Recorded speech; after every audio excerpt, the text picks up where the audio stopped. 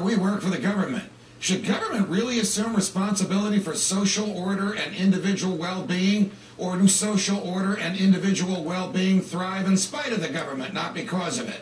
Tonight, government power and personal responsibility. Big government philosophies on the right and the left dictate that the social ills we face demand more big government to address them. In the conservative view, the world is full of moral wickedness, and only laws emanating from a strong central government can ensure that people and the nation behave properly. In the liberal view, the world is filled with individuals who would trample on your natural rights and exploit you and oppress you if given the opportunity. Liberals argue that a strong centralized government can best prevent this from happening. They claim that it is necessary, in fact, for the well-being of people to have a strong government to protect them, and that any opposition to a strong central authority that they say is dedicated to the protection of the weak and the poor is opposition to the weak and the poor themselves.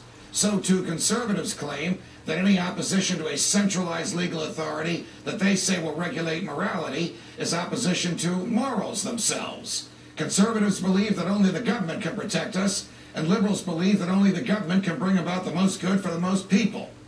They're both wrong. Libertarianism is based on the idea that government, insofar as it is the centralization of power, is just another tool for violating people's rights. And because of the exclusive right to violence that the government holds and enforces, that tool becomes most powerful, a very powerful one, for those who would prefer to maintain their power through force rather than through efficiency or competition, and for those in power who would impose their version of a moral existence on everyone else. Advocates of liberty would instead remove that tool and return individual freedom to the individual himself.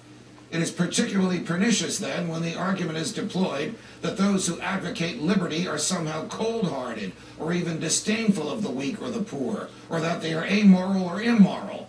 Nothing could be further from the truth. Government and centralized power is the reason the poor are poor and the weak are weak, and the reason many people can't find work. Welfare systems were constructed not to combat social ills. If they were, they've failed miserably. Rather, they were constructed to create dependency among the governed that would tie their health and well-being to the health and well-being of the government. As the parallel construction of warfare and empire building shows, the government can be very effective in mobilizing to advance its goals. The important thing is never to confuse the government's stated goals with its truly intended goals. For example, government schools aren't failing, they're succeeding in creating citizens who have a broad misunderstanding of history, limited critical thinking skills, and a stifled sense of expression, because this is what the schools were built to teach.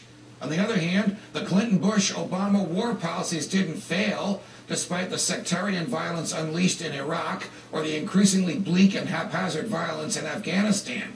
Nation building and counterterrorism were their stated goals, but the intended goal is to lubricate the gears of the military-industrial complex while continuing to push the boundaries of American empire deeper and deeper into the affairs of foreign peoples and countries.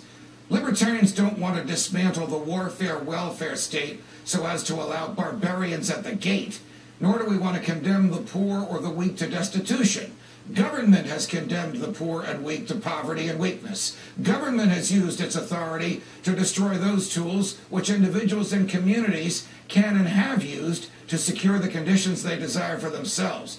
Government, in fact, uses authority to break communities altogether by taking the responsibility for the poor and the weak, and so de-incentivizing individuals, their families, and the community from doing so. This explains why the government distributes more in welfare than it collects from people who pay taxes. We turn to the government instinctively at the first sign of trouble or disorder. We submit unquestioningly to its authority and assume its best intentions. We should not do so. If we are serious as a people about taking care of the poor and the weak among us, then we should get serious about it. When we allow the government to take care of our social ills for us, we shrink from our own personal moral responsibilities, and all we get is more social ill and less freedom. The answer is to return to first principles. The government should protect us from force and fraud and then leave us alone. It must recognize that our freedoms come from our humanity, that our souls are immortal, that it is merely a temporary institution based on fear and force. It cannot spend more than it takes in. It cannot kill except in actual self-defense. And it cannot take our property and give it away. Freedom is the ability to obey your own conscience and free will. Government is fear and force telling you what to do. From New York, defending your freedom every night of the